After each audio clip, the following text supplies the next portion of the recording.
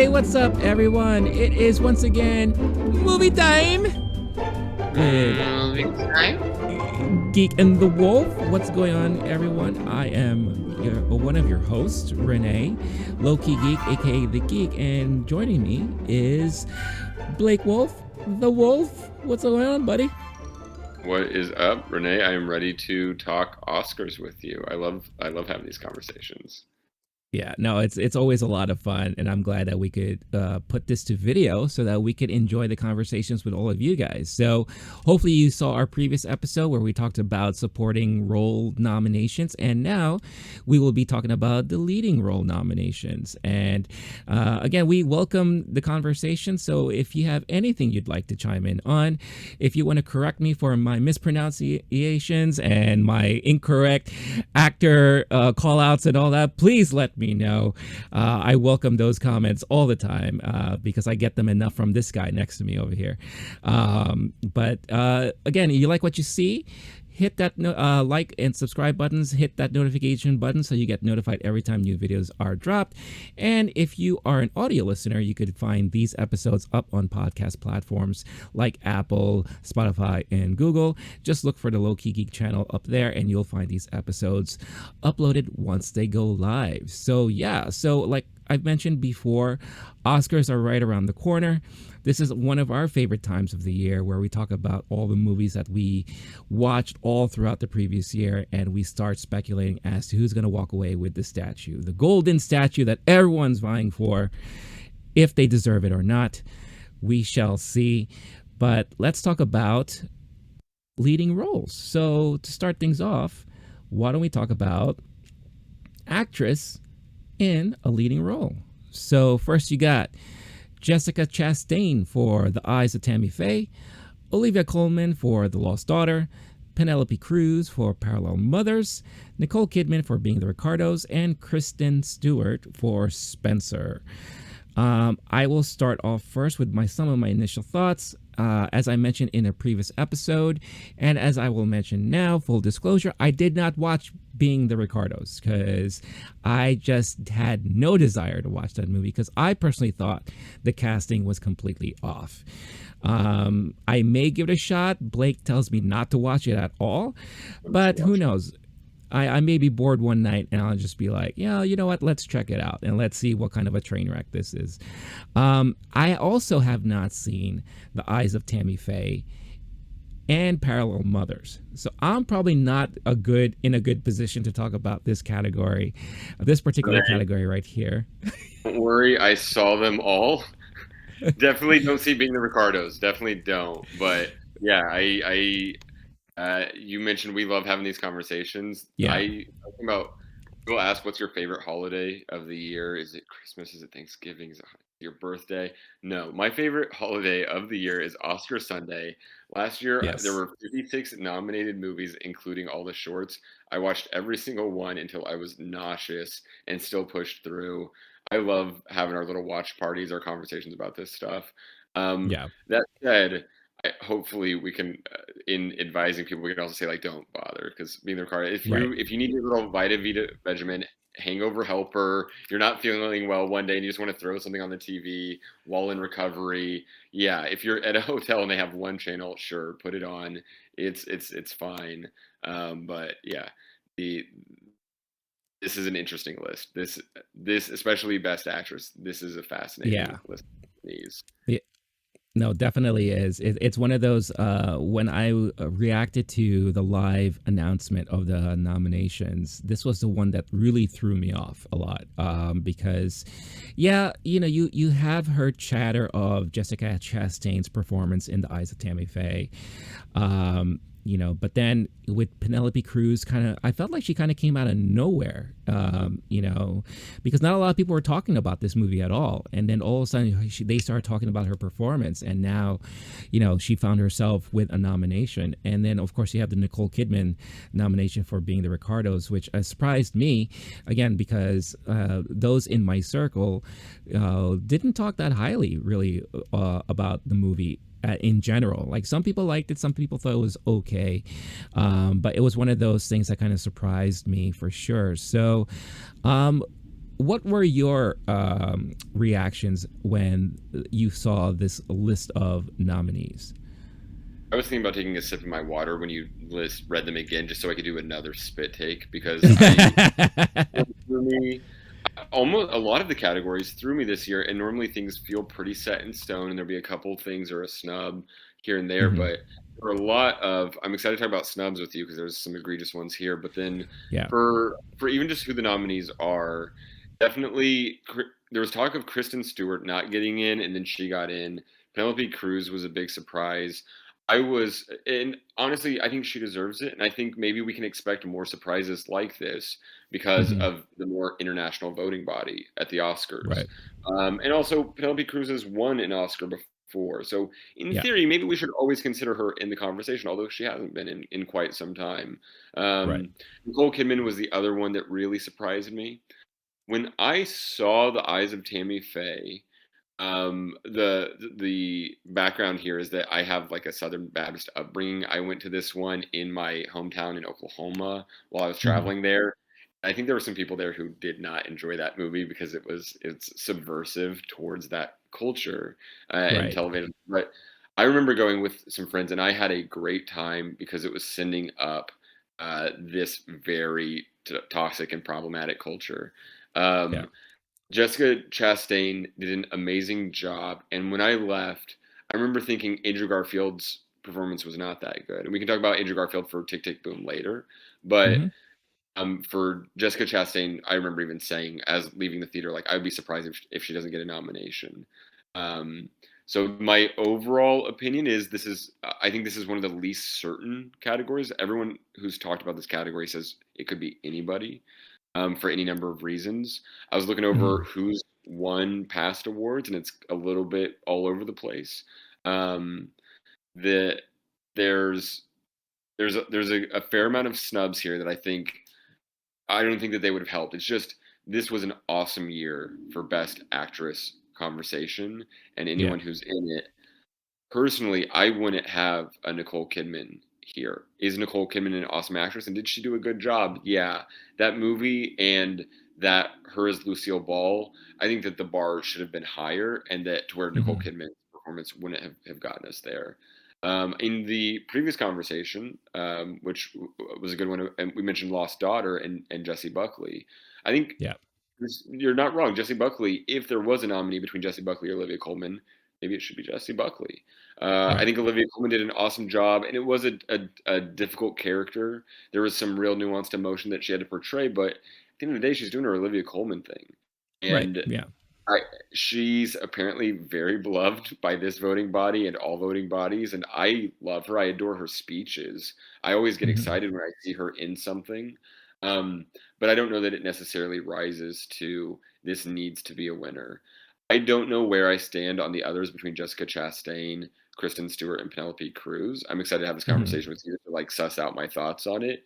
Sure. Um, but I personally think if I'm choosing my favorite performance, I think I go with Penelope Cruz in Parallel Mothers, and maybe Jessica Chastain is right behind there in a close second.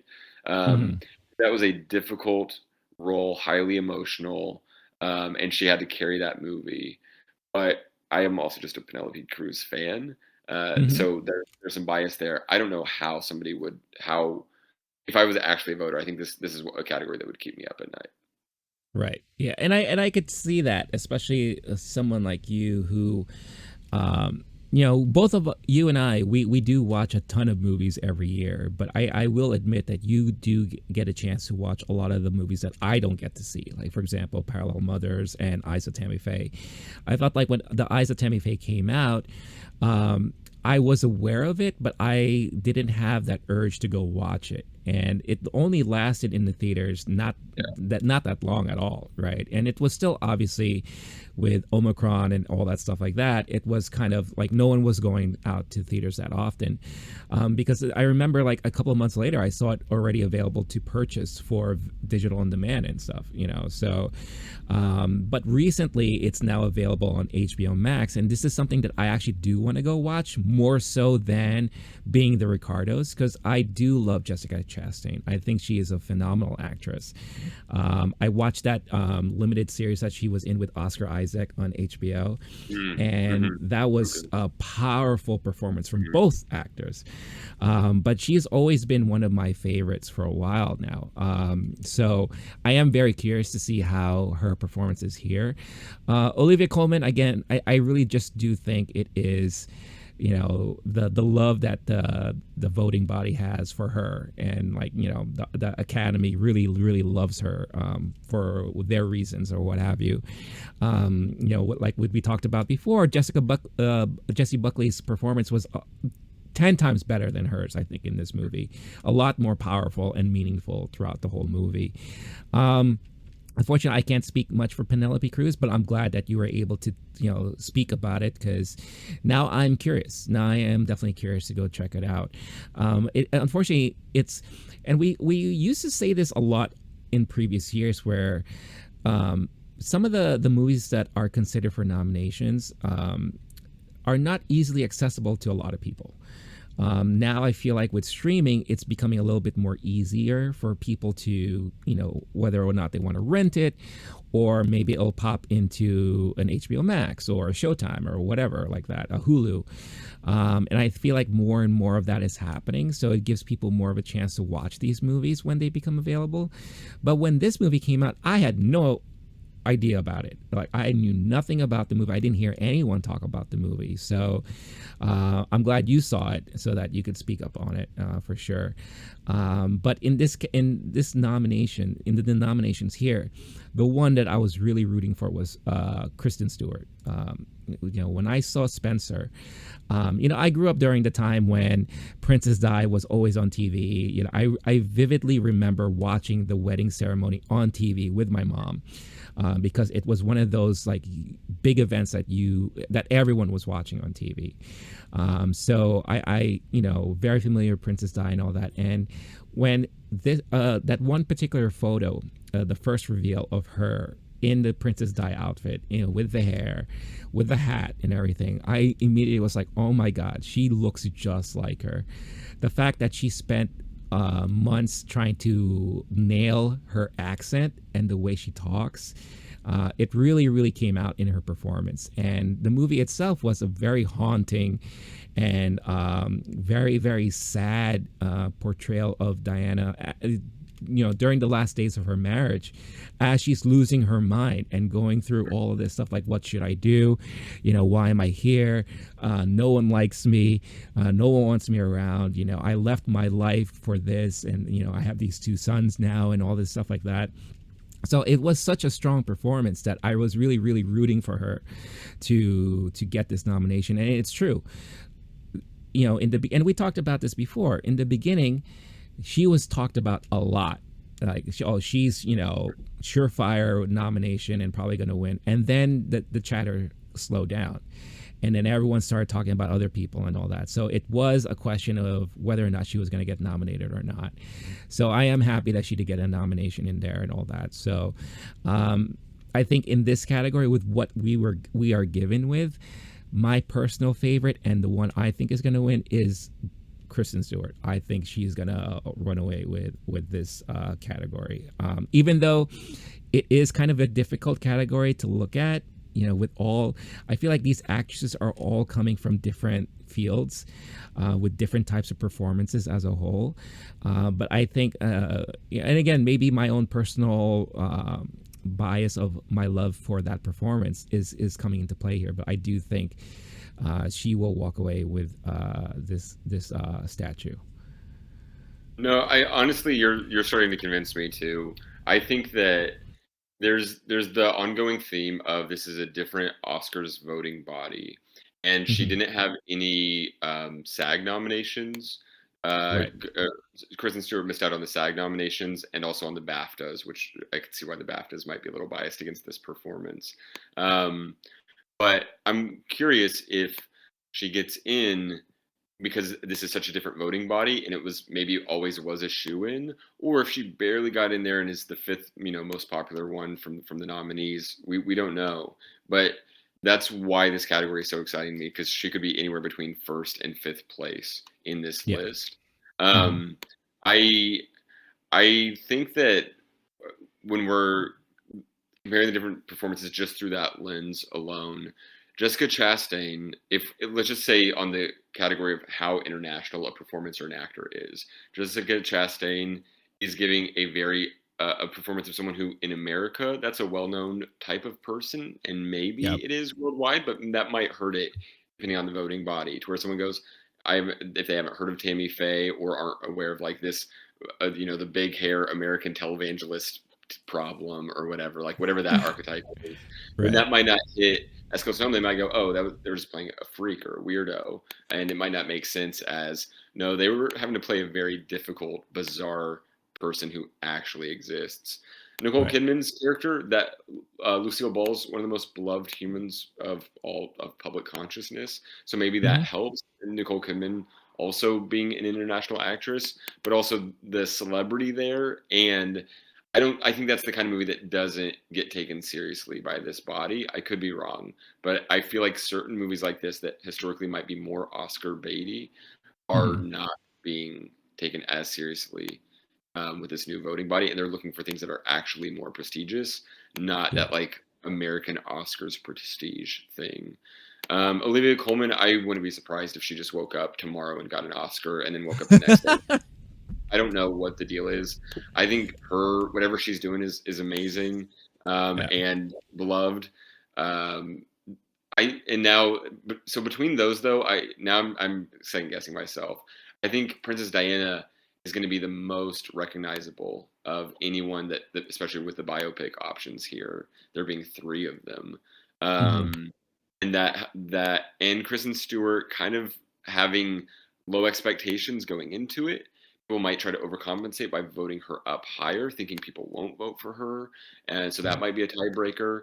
And her not having been taken as seriously as an actress since the Twilight days, but then doing some really great work in film. And so this might be a chance people get to reward her as an underdog type of person, even though she was the favorite for so long. Right. Um, I got to see Spencer at Austin Film Festival this past year, Oh, and that's right.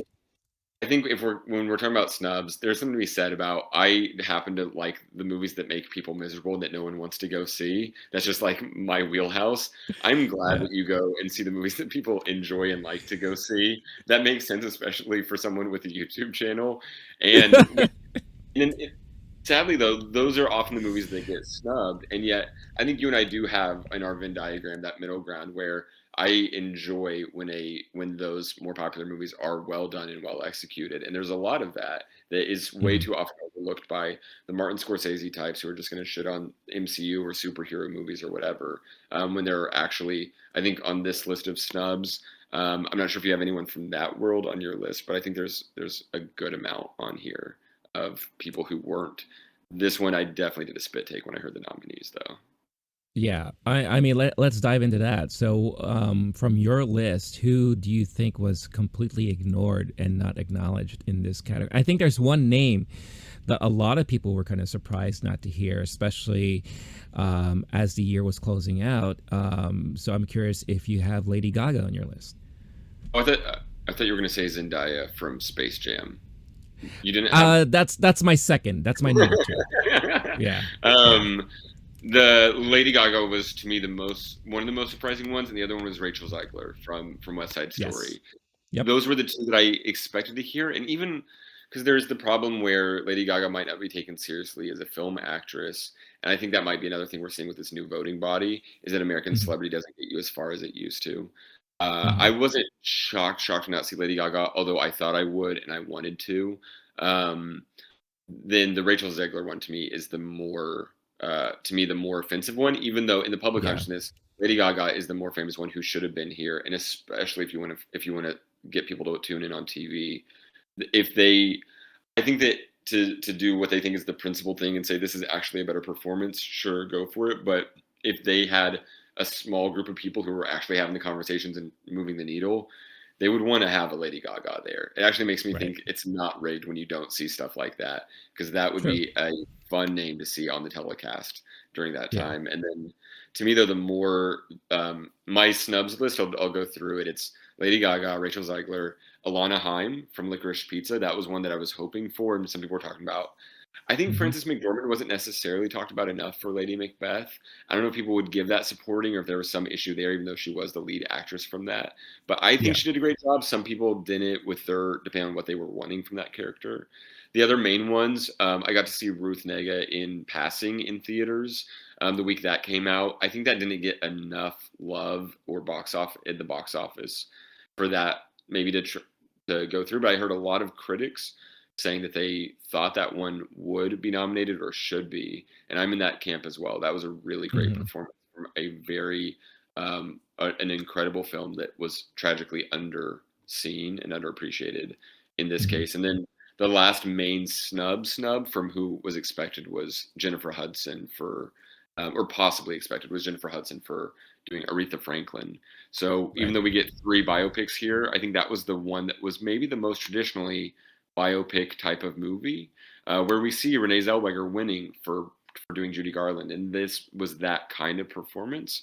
Whereas Kristen Stewart one is very different, so we might be seeing a change there on that type of thing. The Kristen Stewart Hmm. one is really a more subversive biopic compared to the one where it's Jennifer Hudson. You watch them from childhood, climb the charts, have the tragic downfall, all of that stuff, Yeah. Hmm. and get to have a great actor or actress, in that case Jennifer Hudson, and get to give them a vehicle to really show off and have a movie with a Hmm. big celebrity playing a big celebrity. Yeah. But those are the ones that I was most surprised by that I was hearing in the conversations. My only other Hmm. ones, as mentioned, Zendaya, not from Space Jam, from Malcolm and Marie. I like that movie. A lot of people did not. I would have put her in there. At least I think she should have been more seriously considered. Hmm. And then maybe it's supporting, maybe not. Maybe it's another one of those weird middle grounds. But Marion Cotillard in Annette, which we can talk about for Oh, Best Actor convo. But I loved Annette for a movie that was uncomfortable and unpleasant that no one wanted to see. I yeah. loved that movie. I was miserable the entire time. It was a beautiful experience in the theater. So uncomfortable, just trying to not make eye contact with anyone around you because it was such a painful film. But Miriam Cotillard did a great job, in my opinion. Although I Uh-huh. don't think like her, and there's a few of these that no one was really talking about. But it is already such a toss up of a category. I personally would take out Nicole Kidman. I would probably take out Olivia Colman. Hmm. Um, just because it's her, I could wake up any morning and give this performance level, and she didn't transcend her Oscar-winning performances from the past, and maybe give it Right. to the other people, namely Rachel Zegler and Lady Gaga. Yeah. Maybe Ruth Negga should definitely be in that conversation. Yeah. No, I mean those are definitely great names there. I definitely had Rachel Zegler on my list because again, she was the one that we in the supporting categories we talked about how strong Ariana was, Mike Feist and all that. To take on the Judy Garland role in this really prominent musical. I thought she did an amazing job. And to actually be representing the heritage that she is supposed to be representing in the movie in a more realistic manner than Judy Garland did. So You're talking about Natalie Wood from the original West Side Story, and her filling in for that role and not having the white face, the awkward sorry, problem. yeah, that's what No, I meant. Yes, yeah. honestly, Natalie Wood, sure, she's awesome. She's a legend, but that performance, I'm glad that they had a Rachel Zegler in there. It shouldn't have been Natalie Wood in the first place back in the day. Right. Yeah. Yeah. No, for sure. And I think it also goes to, and this is another conversation we could always have, but I try to avoid it as much as possible. But the whole thing about the Oscars being too white and all that, like, yeah, it is unfortunate that in this category they're all prominently white actresses. It would have been great to see Rachel in there to kind of mix things up. Jennifer Hudson, Ruth Negga, like you mentioned before. Like it would have been nice to have more of that recognition. And it's interesting again with all the changes happening in within the academy and how they were supposed to be more inclusive and all that stuff like that, it is interesting that we still end up in this situation where, you know, we don't see representation in this category. And I don't know, I hope it's not because of the fact that we're not, those performances weren't strong enough. But it is interesting to see. I mean, the only one here obviously is Penelope Cruz, who's not you know, a white actress, but it's also a movie that a lot of people didn't see. But you had more people who probably saw the West Side Stories, you know, the Respect and all that, you know, and it is unfortunate that we are faced with that. So I agree with a lot of the names you mentioned on your list. Obviously, Lady Gaga was the one that during my live reaction to the nominees, I screamed out. I was like, no Lady Gaga? I'm like, are you kidding me? I mean, I thought that was a sure thing. Personally, the only name that you didn't bring up that I had on my list for ever since I knew we were going to do this is Cate Blanchett for Nightmare Alley. I thought her performance was phenomenal in that movie. You know, she, you know, played that femme fatale role so well in Nightmare Alley. And, you know, I think if it wasn't for her, I don't think I would have enjoyed that movie as much as I did. Every time she was on screen, she stole the scenes there in all the scenes that she was in. And, you know, Cate Blanchett is a great actress. She's done so many great roles, but this is one of the strongest roles I've seen her play in a while, in my opinion. And, you know, we talked about previously how it's so great to see Nightmare Alley being more recognized the closer we got to the Oscars. It would have been cool and I think awesome if she was recognized within this category for that role she played in Nightmare Alley. So, yeah, so that was just my take on who was snubbed there. Yeah, I think that might be another one where one of the tricky things when we're putting these performances, labeling them, putting them in categories, maybe that's Rooney Mara is the main female performance in that one. I know that Toni Collette was definitely supporting, but I'm not sure. So maybe at the end of the day, Cate Blanchett. To me, that's one of the things that I would love it if they fixed it tomorrow was to figure out the category fraud problem, because there's too many times where, which we talked about it with the supporting actress category with Katrina Balfe, that maybe Cate Blanchett, that may have hurt her. I personally wouldn't have her on my list, but on a short list of snubs, absolutely. Her performance was awesome. Glad that movie definitely got some cred towards the end when people weren't expecting it.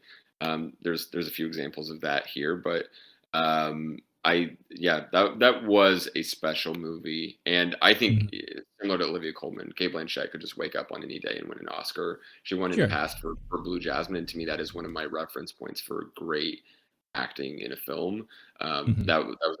She did an awesome job with that role. Absolutely. Yeah, and I'm also glad you brought up Annette too, because I have not seen it yet, but I am. It's on my short list of movies I want to see, primarily because I watched the Sparks documentary on Netflix. Yeah, I missed that one. Okay. Oh yeah, like if we were to do another episode where we talk about documentaries, that for me was probably top 3 documentaries I watched last year. Wow. It was just so well done, and you know, again, you have these two guys that have been doing this for years and years and years, and not even making such huge names for themselves, depending on certain circles and all that, but they never gave up. They never gave up. They just kept going forward with their craft. And they've been wanting to do this type of movie for a very long time. It kept like falling apart. So being able to see them finally fulfill their dreams of making that movie, like, it made me so happy. So I definitely do want to watch it, despite how weird I heard it was. But I could be down for that. The opposite of being the Ricardos. Do not watch Annette hungover or like without getting a full night's sleep and having a full stomach. It was upsetting, but well executed. Yeah, definitely put that one on the list though. Yeah, no, for sure. All right. Awesome. Cool. Hey, guys, I hope you're enjoying this episode so far. But before we continue, I wanted to quickly talk about Bulletproof Coffee. Bulletproof Coffee is my favorite coffee of choice to start off my mornings with. Why? Because it's clean coffee. What does that mean? Well, one, there are no chemicals in it. Why? Because they go through this multi-step process of making sure that all of their beans are fully clean and free of any chemicals, so that when you get the beans delivered to you, it is the pure beans, the pure coffee, the goodness that you've been wanting, the taste, the flavor, and the nutritional value as well, without worrying about any added chemicals or anything else put into the mix there. It also doesn't have that weird acidic taste that some coffees give you. I don't know how about you, but for me, some coffees kind of give me that weird sensation in my stomach, makes me a little burpy, and it kind of drags me down a little bit instead of really waking me up, which is something that I need from my coffee every day. Bulletproof also offers a lot of keto-friendly snacks and supplements, anything that you need to kind of add to your everyday nutritional needs, add to your diet, and make you, and pretty much transforms the way you feel every day. So for a limited time, if you use this code on that you see on the screen right now, LOWKEY GEEK, all caps, one word, you can get 15% off your order. So what is it better than that, right? Check out the link in the description of this episode. Use this code, get yourself your discount, and make your mornings a little bit more bulletproof with Bulletproof Coffee. Now, back to the episode. So let us move on and let's talk about actor in a leading role. I'm sure we're going to have a lot of interesting things to say about this as well. So let us put that up. So we have Javier Bardem for Being the Ricardos, Benedict Cumberbatch for The Power of the Dog, Andrew Garfield for Tick, Tick, Boom, Will Smith for King Richard, and Denzel Washington for The Tragedy of Macbeth. So I'll have you start off here. What are your thoughts and reactions to this list? Yet again, it was a spit take reaction for me. I love to wake up early and watch the nominations get read out loud. I'm so glad I'm on the East Coast and able to do that. But every year I check on it, I set an alarm, like it's that Christmas morning feeling. I mentioned this is my favorite holiday of the year, and I watch those nominations. This one I was floored, mainly because I wasn't expecting Andrew Garfield, and I wasn't expecting Javier Bardem. Not even a little bit, not at all. I was offended by the choice, and I was surprised because I didn't hear a conversation with Javier Bardem before. I was honestly a little bit surprised by Denzel. Not that I think any year Denzel does, even if he were to do a commercial, Denzel could get a Best Actor nomination. But in this case, I didn't hear enough chatter beforehand for me to feel like, oh, confident that Denzel would get that. But glad that he did. The main ones to me that I think we were expecting going into it, Benedict Cumberbatch and Will Smith. I think that this is another one of those interesting situations. Is The Power of the Dog going to have such a great night? Benedict Cumberbatch wins.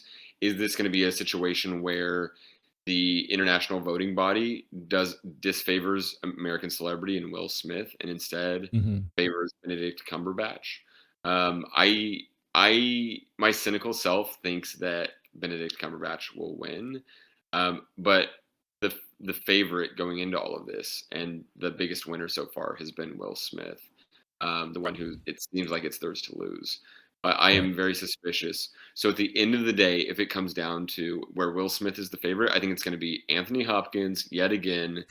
And I just after that Chadwick Boseman upset, Anthony Hopkins obviously isn't nominated. I think he's going to win over Will Smith just because like they don't give a fuck.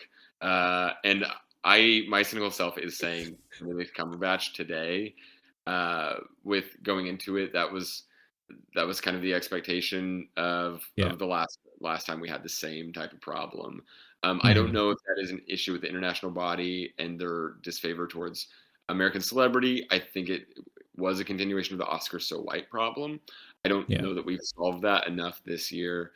I personally, I love Will Smith in this role in particular. I think that because we've seen it too many times where someone does enough not great movies that they're not taken seriously by the voting body, as if you need to have, 4 out of every 5 movies needs to be a great, serious, a critically acclaimed movie. But if we were to just go off of this performance alone, I honestly think Will Smith's performance deserves the win. That's my opinion. What about you? Uh, What are yeah, your I thoughts? mean, yeah, before I go into my thoughts, I'm a little surprised about your feelings about Andrew Garfield in this category, especially knowing how big of a Broadway person you are and how very familiar you are with this story. I thought this would be something that, yeah, maybe surprising, but I thought you would be talking up more about, especially I for the longest time when Tick Tick Boom came out, I didn't want to watch it. The reason was mainly because I have fatigue with Lin Manuel Miranda. Like I think he's just all over the place, and he's touching too many things. But realizing that this is his first movie that he's directed and all that, and it is based off of a true story. Growing up in New York, you know about Broadway, you know about how big Rent was and the story behind it all. So I finally sat down and watched it, and I was floored. I was actually pretty surprised, pleasantly surprised how much I liked this movie. And I do feel Andrew Garfield's performance was phenomenal in it, and he's had a great year. I mean, if you really think about it, right? I mean, he was in Eyes of Tammy Faye, and he's in this other movie, which I don't know if we want to talk about, but I think he was like kind of like the shining moment in that movie for a lot of people. And he's, but I do feel that he's still a young actor. And yes, he was already previously nominated for Hacksaw Ridge. I do feel like, this time around, it's nice that he got another recognition, but I do not think he's going to move forward with any possible win here, even though there are a lot of people out there who are supporting him for that win. So I don't know what are your feelings about Andrew Garfield's performance? So as much as I love musicals and movies, and movie musicals are just my Hmm. my forte, Yeah. I do not like Andrew Garfield. I Oh, have just interesting. a little itch against him. That's on me. That's not on Andrew Garfield, I think. But he and Anne Hathaway have this similar try hard problem where I can feel them willing their performance the entire time, and I see Andrew Garfield and see him trying his hardest to do acting, and I'm not necessarily seeing the character Jonathan Larson that he's trying to portray. I Interesting. don't personally have Lin Manuel Miranda fatigue. I think everyone eventually you get saturated enough. You hear a name Yeah. enough times, it's not as exciting as it used to be. So maybe people are kind of just tired of all of that. I think Lin Manuel Miranda leaves with an EGOT if he wins the original song this year, and it's a wild year for him with In the Heights, Tick Tick Hmm. Boom, and Encanto. Yeah. I'm glad that something that he did is getting above the line recognition. I guess Encanto for nominated an original song or its main ones. Um, but I'm glad that this performance that someone playing Jonathan Larson did get nominated. I didn't Yeah. love Andrew Garfield in it. That said, it's a difficult performance. He's carrying the whole thing to where the camera's sometimes literally following him from room to room, singing and fulfilling his Mhm. imaginary things that are happening in his head. Yeah. Um, and things that they're trying to show on screen that are happening in the songs. It was a difficult powerhouse performance overall. I'm not mad that they gave it to Andrew Garfield, and in fact, I even in the way that I like to root for underdogs in movie musicals, I'm glad that it got shine here, and enjoyed it overall. I think I just if I loved Andrew Garfield or was even neutral towards him, maybe I would be saying, "Oh, that was the best performance." I just Mhm. couldn't get over the Andrew Garfield of his performance. I don't know.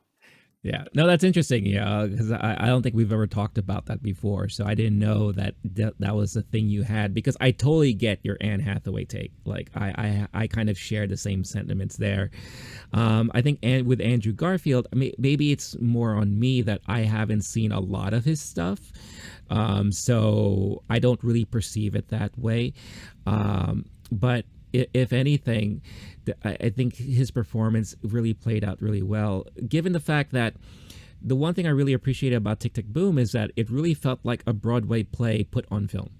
Like especially with the editing, with the choice of, point of views and perspectives and all that stuff like that. It really felt like, for me, a truer Broadway play put on the big screen, as opposed to a Dear Evan Hansen, which I think was a big snub throughout this whole Oscar nominations and all that. I think Dear Evan Hansen should have been nominated more so that we could have pissed everybody off. No.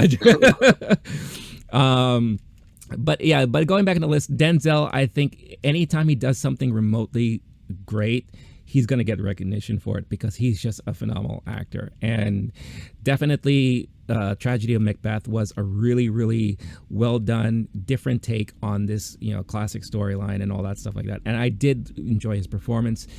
I didn't think it was to that extent where I thought he would be nominated, but I just think, again, he's one of those darlings of the Academy in Hollywood where if he does anything remotely good, he will definitely get recognized for it. The whole Javier Bardem thing, I'm still confused about all that. Again, I'm just confused about how this movie is getting so much love and all that. And it could be to your point where, Hollywood and the Academy love those throwbacks. They love, anytime you talk about classic Hollywood and all that, it's the same could have been said of why La La Land was like so, put on that kind of pedestal that year it came out, because it was a tribute to the musicals of the past and everything. So, but again, I haven't seen it, so I can't judge it, but just my feeling about it, I am very confused, how he got nominated for that. But I think at the end of the day, it's always been a kind of a race between Benedict and Will Smith, right? So I think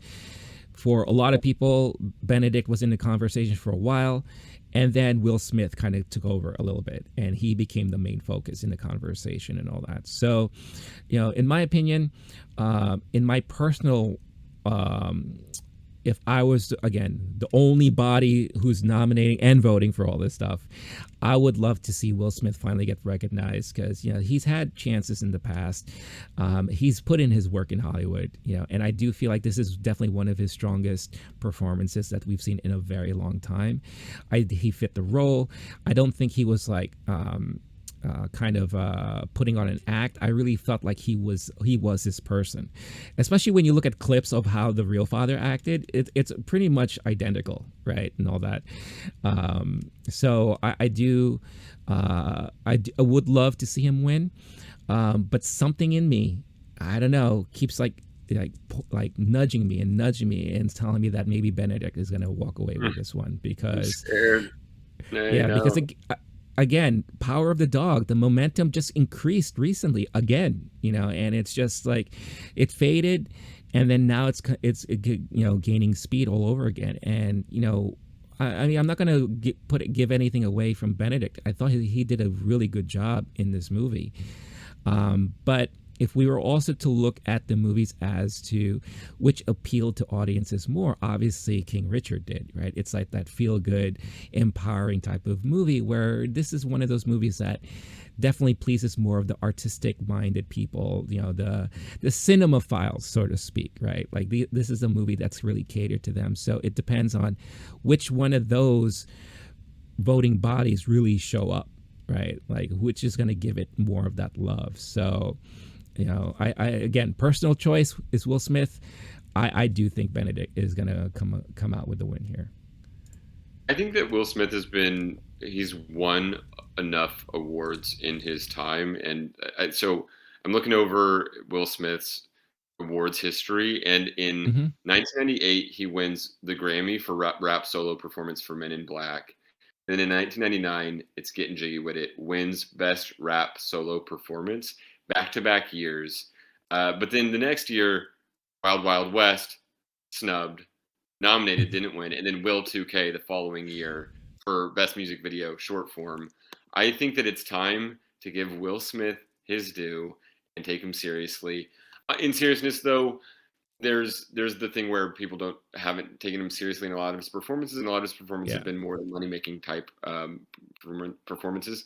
He subverts that, and he does the opposite here. He messes up his hair, and he kind of uglifies himself. And I think that they love it when someone who's a super celebrity who can bring shine on the red carpet, but in the performance, they kind of do that sacrificial performance to where someone who could just be doing super handsome leading man stuff, and instead he actually takes that and does an accent. I think that there's some kind of like the way he's speaking, Mhm. um, plus hair and his clothes, all of that. I think at the end of the day, it's the most it's the one that I think should win the most. I don't want cynicism to win the day. And yeah, absolutely. We can't take anything away from Benedict Cumberbatch. She deserves a win for this, and Will Smith deserves a win for this. Both of them Yeah. do. I don't think it would be as egregious. And even Anthony Hopkins, that was an amazing performance. I was Yeah. like, it's so tricky when you get into this situation where you're like pitting two people against each other. You're like, oh, do you like the good guy or the bad guy? Like, no, these are both awesome performances. Um, I'm thinking I might change it. Cynically, I think it's Benedict Cumberbatch. I honestly want to say Will Smith has to win. I don't know, but that's gonna be my official vote. That's not necessarily. I think there were some snubs here, and I'm not sure that that's exactly who I would pick for my own. Do you want to get into snubs? Do you have any on your Le- list? let's do it because I have two that stood out. I'm sure you will have more. Simon Rex is actually on my list of snubs because again, I do love the comeback. We talked about Kirsten Stewart. Wait, yeah, no, wait. Am I saying the name Kristen right? Stewart from In Power of the Dog. Is that who Yeah, you're talking about? yeah, Or, yeah, oh no, yeah, sorry, yeah, yeah. Kirsten Dunst and Kristen Stewart. Kristen Dunst, sorry. I tricked you. I tricked you. Yeah, in the previous episode we talked about her and kind of like that was like her comeback moment and all that, which is great to see. Simon Rex fell off for a bit, and he just all of a sudden comes back with Red Rocket. Even though the movie itself is very, it's not for everybody, but his performance alone was so powerful and energetic and everything. And if he makes that movie work for me, like I said, it wouldn't have it probably doesn't sit well with a lot of people who probably watched it, because of the subject matter and all that. But I thought he was a huge standout in that movie. And for a while when they were talking about best performances throughout the year, his name was mentioned quite a bit. Mhm. And then all of a sudden he just fell off all over again, right? So I definitely do have Simon Rex on there, which I think, look, we all know my choice to get rid to remove from this category is Javier Bardem. Even though he is a great actor and all that, I would remove him and replace it with somebody. And it would have been awesome to see Simon Rex fall in there. And the only other person I have really that I would call out is Adam Driver. Because he had two really strong performances in House of Gucci and Annette. Even though I didn't see it, people would tell me that his performance in Annette was actually pretty good. Maybe you could back me up on that or not, but I think Adam Driver definitely could have been another potential nominee here.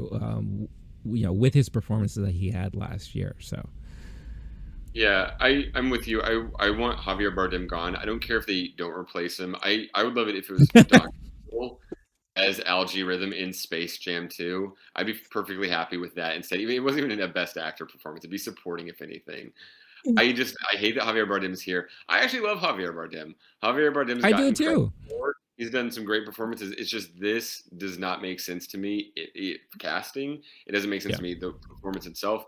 I'm wondering if the Oscars were just like having a hard time with the seating arrangements, and they're like, "Oh, Penelope Cruz is going to be there, the plus one for the husband," and maybe that's why Jesse Plemons gets it too with the Kirsten Dunst plus one. It's one of my favorite little trivia facts from this year is you've got the double couples in these That's acting true. performances, but Yep. I don't understand what's happening there. Get rid of Javier Bardem for sure. I think everyone else is like belongs or deserves it. I don't know if you're going to give Denzel an Oscar, I, another one. I don't know if this is the year with Tragedy of Mm. Macbeth.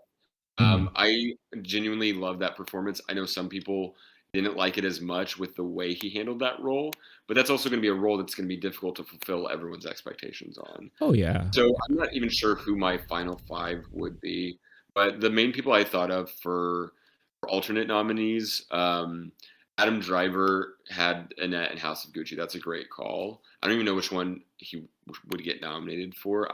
I think I would say Annette, but still, I like it when someone has an awesome year with Hmm. a couple great performances. In my opinion, they were great.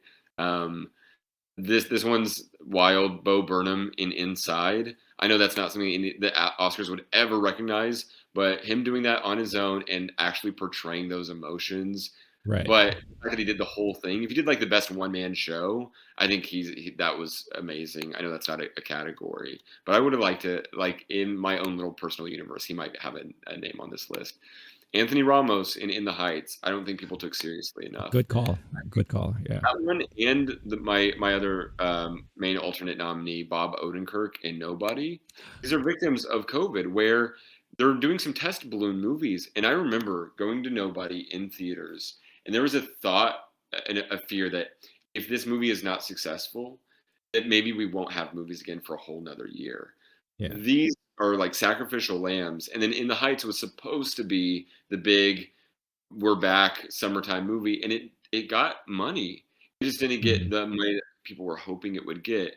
And then I Yeah. don't think it makes sense for Anthony Ramos to suffer because of that. I don't know if he gets in the top 5 anyway, but that was similar to the Andrew Garfield thing. If we're giving it to Andrew Garfield, I would switch him and Anthony Ramos out right now with the difficulty of the role and the amount of acting, and I felt it. I'm a sucker for movie musicals. I know some people are probably rolling their eyes at some of the cheesier moments in that one. I loved every single second of it, and it got me. I saw it multiple times in theaters, and I got choked up multiple times in theaters, mainly with Anthony Ramos driving that ship. Mm. And then like the Bob Odenkirk one, honestly, nobody's going to take that seriously as an Oscar movie. We should be taking Bob Odenkirk seriously. Oh yeah. Um, is he actually did give a good nuanced performance in a film that was kind of just a normal, like a low-key blockbuster cash grab kind of thing. But it was, to me, I had a great time seeing that. Great being back at the movies, seeing that, and I think Bob Odenkirk actually did a good acting job in that role.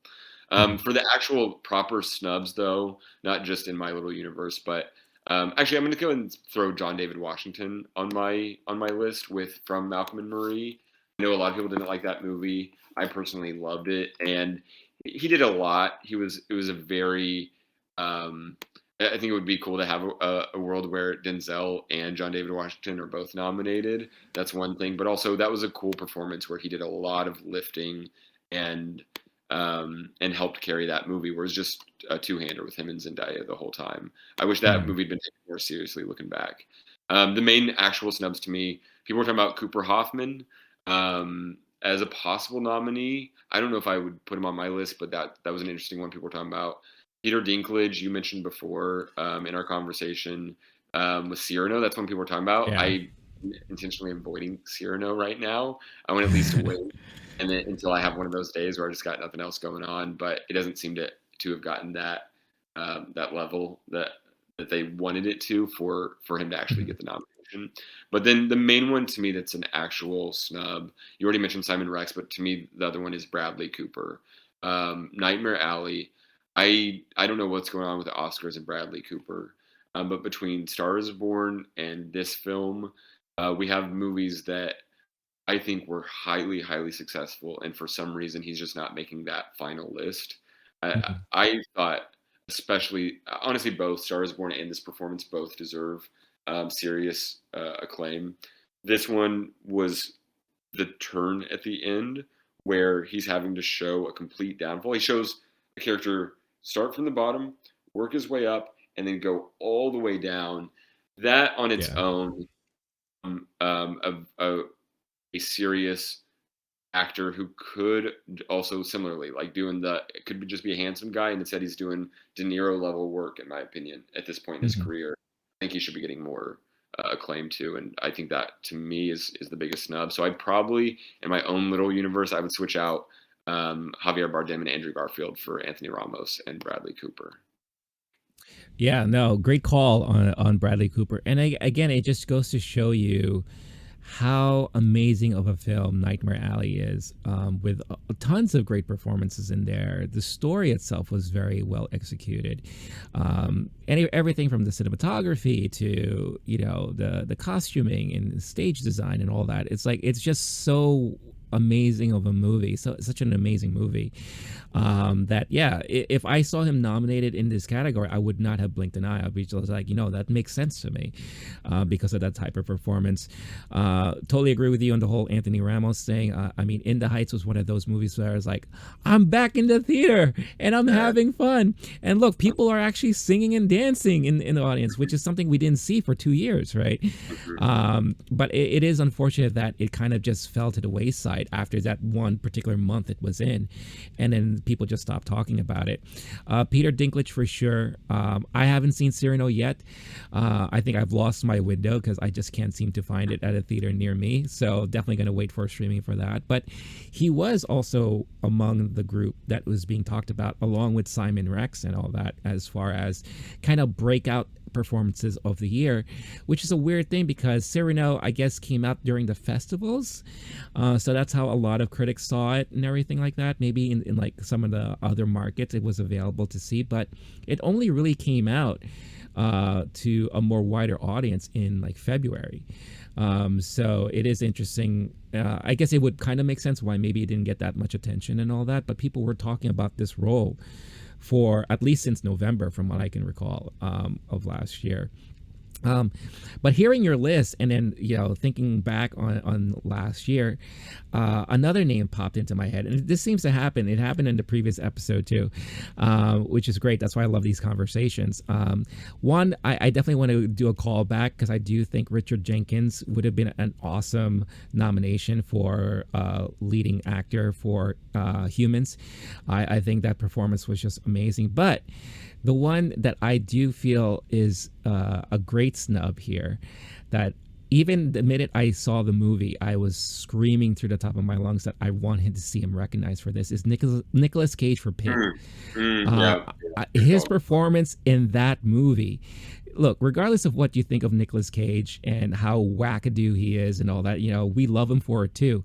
But this was the first time in a very long time where he pulled up a huge dramatic performance. And the movie itself was not a movie you were expecting it to turn into.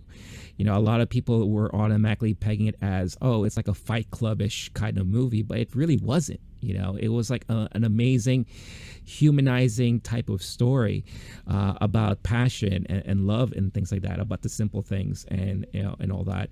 And his performance was just phenomenal. I dare I say it's probably like one of his best performances since Leaving Las Vegas, as far as like a dramatic type of role.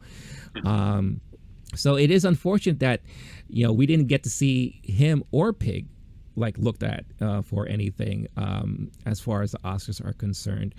But that just brought back to my mind. Did you see Pig? Like, is that a movie you saw? It took me a while. I saw it. I think it was after the nominations were actually, no, I don't think it had anything to do with that. I just eventually saw it. But that's what, you're absolutely right. That was one that people were talking about, and that might be another one of those victims where somebody that did enough movies that they don't take seriously to where he kind of loses some cred. I like those comeback stories. I honestly think that's fun. Yeah. And someone who has the opposite, which is a name that just popped into my head, was from Drive My Car, Hidetoshi Najima. That's another one of those we were talking about in the other episode where sometimes international movies where there are subtitles, they're not getting cred in the acting categories because people are doing some reading or they're not understanding the nuances. And I know that personally, I don't include those people enough on my list whenever there is a performance in a non-English language. But I do recall that performance. Absolutely. I think that I'm sure there are others, but I think that one in particular is one that deserves more credit. Yeah, no, that's an awesome call. Especially with my excitement and thrill of even seeing Drive My Car nominated for the best film nominations, which we'll talk about in a future episode. But I'm hoping that because of what we saw with Parasite and all that, that hopefully this could lead into more of that type of recognition, because it's true. His performance in that movie was fantastic. It was very heart-wrenching and emotional and all that. And it's one of those stories that is so humanly complex, but it's life, right? Like we all go through situations like that where not everything is always cut and dry. There's always complexities in the way we perceive things or the way that we think about how we live their life to a certain point. So I do hope this could lead to further conversations and mindsets where more people like that can be recognized for their accomplishments and their performances and all that. So another great conversation here. Any last thoughts about both actor and actress nominations here? That's all I've got. I think we covered everything on my list. I think LeBron James Space Jam 2 needs more serious consideration, obviously. 100%. Yeah. But otherwise, no. I think we covered it all. I'm excited to see how this goes and to continue this conversation with you to see how we fill out our brackets. And talk about other movies. What about you, man? Yeah, no, I mean, we said a lot, and again, these conversations are great and a lot of fun. And again, I hope you guys are having fun watching and hearing along too. As you know, like I say all the time, we want to hear from you guys. So if there's anything that you agree with or disagree with, do let us know in the comments. Let's have a nice discussion about it. But we're definitely looking forward to the future episodes where we talk about Best Picture, Best Director. I have a feeling you and I were going to be talking a lot about those categories because those are some interesting ones. So yeah, definitely stay tuned to the channel.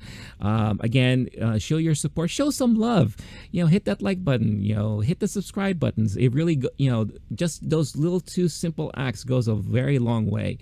And hit that notification bell so you can get notified of all the episodes once they're uploaded. But until the next time, Blake, where can people find you online? I am on Letterboxd at Blake Wolf SSN. Do not look up any of my other social media, but definitely look me up on Letterboxd if you have an account. I have 17 followers right now. I'm trying to get that number up to 18, maybe 19 by the end of the year. There's not enough people on Letterboxd, man. I love that app. I've logged over 2,600 movies there that I've seen in my life. All of the ones this year, looking back, just kind of going through that list. So Blake Wolf's screen name, BLAKEWOLFSSN. If you have a Letterboxd account, I would love to just any human interaction on there is so nice because otherwise it's me just toiling away in the dark for absolutely no benefit. Yeah, that would be lovely. Yeah. Come on, let's get him at least to 19, at least to 19, because that would be amazing. Yeah, that'll be great. So yeah, do what you can, support Blake there. He's an awesome dude, and as you could see, he knows his stuff, and we have great conversations. That's why we do this what we do. As for myself, obviously you know where to follow. You see it on the screen right there. LOWKEY GEEK on Twitter, Instagram, what have you, especially YouTube and podcast platforms across the universe. But we will catch you in the next episode. So until then, we'll see ya. Bye. Movie time you later. Movie time.